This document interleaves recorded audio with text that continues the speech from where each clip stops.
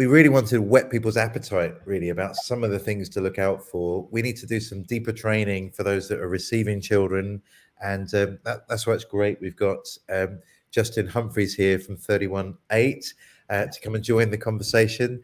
318 are a fantastic safeguarding charity that help churches think about how to work not just with vulnerable children but vulnerable adults too, and that's going to include the mothers in this. Justin, thanks for joining us. Tell us Pleasure, a little Krish. bit about some of the things that churches ought to be thinking about, as particularly as we think about welcoming those wider hosting families to come together, and we try to support and wrap around them. The government's got quite a light touch approach to safeguarding, but we could set a higher bar. So what are some of the things that we need to consider, Justin? Yeah, great. Thanks, Krish. I think I would, in many ways, echo many of the things that Bill and Kat and Rachel have said in the past half hour. You know, let's think about it like this: don't rush, be ready.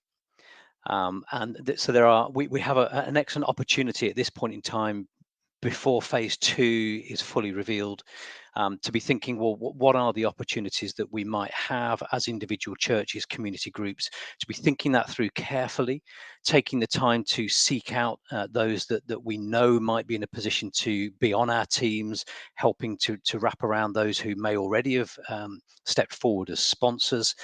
Make sure that we've got all our usual frameworks in place, our policies and our procedures, checks where that's appropriate. And I know the local authorities are taking responsibility for that at an individual level.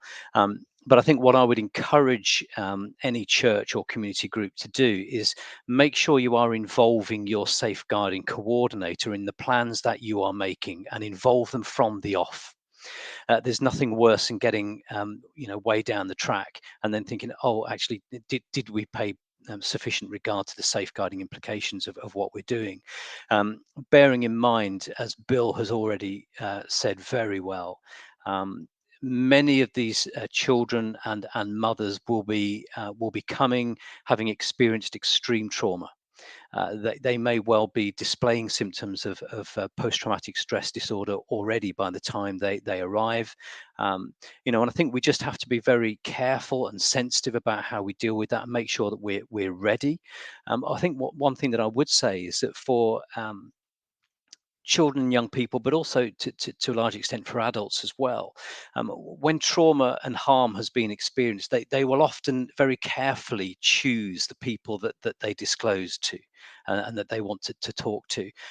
So if you are hearing a distressing story of the trauma that they have faced, they have probably they're probably telling you because they've assessed in their own minds that you are the person they want to tell.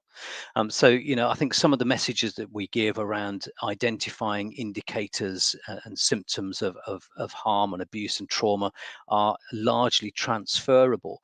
But I think one of the other practical things that I would say for churches at this point in time is, if you want to be wrapping around the refugees that are entering your community, if you're going to be wrapping around and providing support to the hosts that are already there in your community, why not reach out to your local authority and tell them about what you are proposing to do, even if your ideas are only embryonic at this stage. Say, look, we're here, we have these facilities, we have this team, this is what we are hoping or proposing to do. How can we work with you? So I've just spent yesterday, I was up in Manchester talking to 250 professionals from social work, health, education, policing, saying actually churches have got an opportunity to have eyes and ears and feet on the ground in communities in the UK like nobody else. Use us, work with us, let us help you to provide that wide-reaching support. So I think there's so many things that we can be thinking about early days as we wait for the government to shape up the next phase. Really helpful, Justin. And I hope you've picked up that tone. We can do that at a local level with our local authorities and the mayor and the council. We are here, use us as a deployable resource.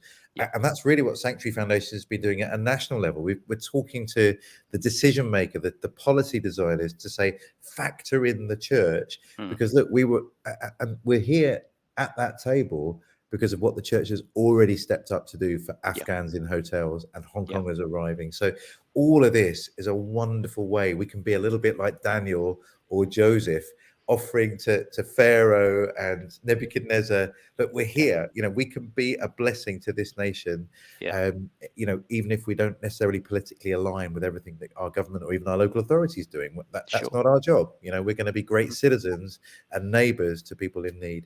Fantastic work. 31A, fantastic resources on the website, and you might want to just have a little look again at some of your safeguarding policies so that you're ready for when people do come. Great to have you here. 31A, there it is.